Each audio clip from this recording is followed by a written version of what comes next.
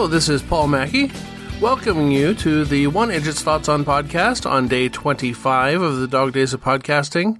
We did the mall yesterday as planned, though our only purchase there was 2 keychains for Iris. Oh, and our friend and trivia teammate Susie bought us all pretzel bites. Pretzel maker. We're too small time in Duluth to get an Auntie Anne's, apparently. I was surprised how well the Miller Hill Mall is doing, however. The express location that was the epicenter of the roof collapse is still shuttered, as is the adjacent former shower surround store space. But otherwise, it seems like it's fully occupied. Oh, and one more basically vacant space that is Spirit Halloween at the moment. Across town, the punk rock flea market at the back alley surf shop was cool. Susie ended up buying lots of stickers and art prints, and I got Iris a dress and a salted caramel cheesecake stuffed cookie that about gave me a toothache just looking at it.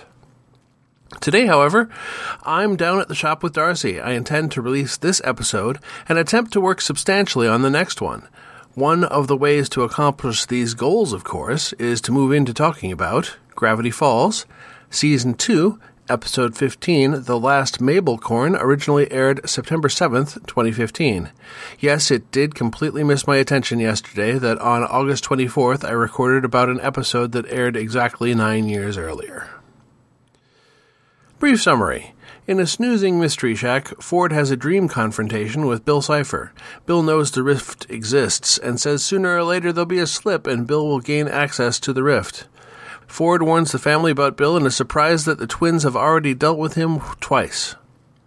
They need to protect the shack, and the precise spell ingredients call for a placement of a few moonstones, a sprinkle of mercury, probably not near the chessboard, and some unicorn hair. Ford explains the only way to get some unicorn hair is for someone pure of heart to go on a quest to obtain it. Mabel is thrilled, as she is already obsessed with unicorns and believes herself to have the purest heart of anyone in the shack. Ford gives her the one journal and a crossbow, but shares with Dipper his opinion that unicorn hair will be very difficult to obtain. They need a backup plan to protect their minds from an invasion by Bill. Mabel has taken Grenda, Candy, and Wendy along on her quest. Grenda is looking forward to meeting a unicorn. Candy looks forward to licking its neck, and Wendy says she stopped believing in unicorns when she was 5. They arrive in the enchanted part of the forest, and a deep chant is required. Grenda is happy to oblige, and a unicorn fortress appears from the ground. They meet Celesta Bell Bethabel, which I'm not going to say again. They tell of their quest and need for some unicorn hair, but the unicorn says Mabel is not pure of heart after all and should come back when she is. Mabel determines she will go out and prove herself worthy. Dipper and Ford discuss Bill, an ancient being, and how to protect themselves. Ford has a steel plate in his head that keeps Bill out, and Ford can protect Dipper with some kind of mind scan helmet. Ford says it will encode Dipper's thoughts in a way that Bill will not be able to access. As the helmet begins its work, Dipper asks Ford about his history with Bill, and Ford tells him to trust that it is unimportant. Mabel has a good deed montage, but the unicorn denies her once again. Mabel runs away crying, and the rest of the girls conspire to get the hair in a sneaky way. They go to the Gnome Tavern and make a shady deal to get fairy dust to subdue the unicorn long enough to steal some hair. I guess finding the unicorn's hairbrush and taking hair off of that is out of the question. They have to get the gnome a jar of illegally trafficked butterflies, and he will get the fairy dust. Grenda makes the transaction and helps the gnome police bust the fairy dust dealer. They knock the unicorn out, but Mabel interrupts and takes their scissors away before they can cut any hair. The unicorn wakes up and thinks Mabel, still holding the scissors, was responsible. Just then, 2 unicorns who look like they just got back from selling Charlie's kidney approach and reveal the pure of heart thing is a scam. The unicorn admits the scam and asks what Mabel is going to do about it. Mabel punches the unicorn in the face, and a battle ensues. Meanwhile, Dipper's scan is only 15% complete when he realizes he could put the helmet on a napping Ford and find out the real story of Bill. The machine shows a flurry of sounds and images that includes Bill and Ford making a flaming handshake deal. Ford confronts Dipper about the violation, but Dipper is confused about where Ford's loyalties lie, as the discarded helmet has revealed the study walls, which look like a shrine to Bill. Dipper grabs the rift and the memory gun, trusting no one, and fires. The shot ricochets around the room, breaking the screen of the mind machine. Ford calms Dipper, pointing out his normal pupils. Ford tells the story about how Bill had approached him claiming to be a muse who chooses one person to inspire each century, and they made a deal to share knowledge that Ford desperately sought. Later, as Dipper laments the machine being broken and unable to protect his mind, Mabel and the girls approach with the hair.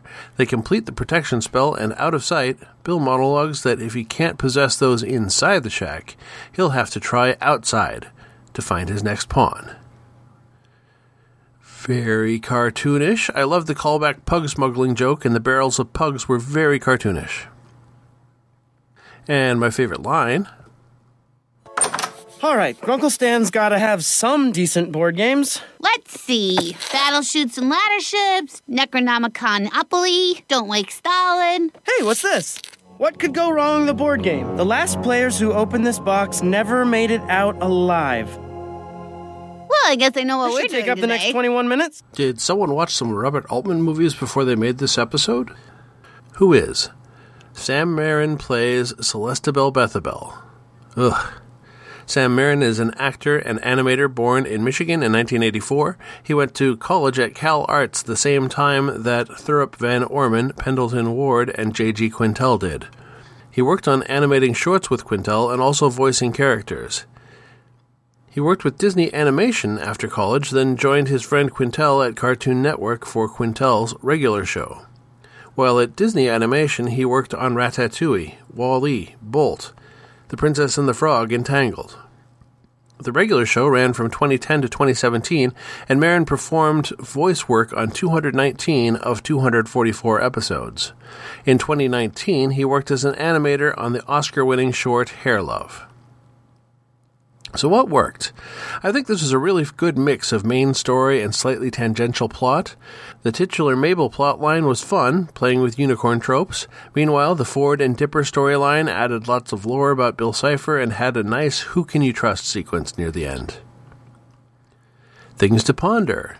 Ford's dream had to be based on his own paranoid fear, right? His metal plate protects against Bill getting into his mind, right? Are we to assume the Ford dream was set in the other side of the portal, or was that merely the realm of the mind? I still want to see something of Ford's time on the other side. I assume we'll get the rest of the Ford-Bill story regarding how Ford broke free of the connection he agreed to in his revealed memories. Bill said he's been chatting with old friends. We know he's been talking to Gideon, but we have to assume the old friends are mutual ones for Ford and Bill. Who could that refer to? I know how hard it is to write for a large number of characters in a single setting, but is it an issue that on a number of occasions now, there's been a plot line with a guy's plot and a separate group, the girl's plot? The first time I really noticed was the Society of the Blind Eye when Dipper, Seuss, and McGucket forge ahead to find the memory chamber, while the girls stay behind. Obviously, in this episode, though, the girls are out having the heroic journey while the guys have stayed behind, so maybe it isn't a problem. Next time is Gravity Falls Season 2, Episode 16, Roadside Attraction. Happy haunting! You've been listening to the One Idjit's Thoughts On podcast, produced by Paul Mackey in association with Nimlas Studios. Any short clips of audio from shows is included under fair use for commentary purposes, and copyright for that content remains with its original copyright holders. The theme song is Too Good by Jack Mangan and is used by his generous permission. One Idjit's Thoughts is produced under a Creative Commons Attribution, Non-Commercial, No Derivatives 4.0 International License. You can find more episodes of this podcast and many other fine podcasts at nimlas.org. You can contact me by emailing idjitcastpodcast@gmail.com or commenting on episodes at nimlas.org.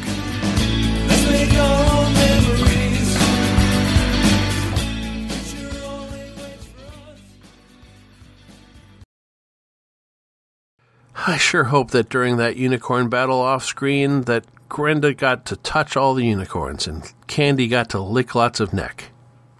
What am I even saying?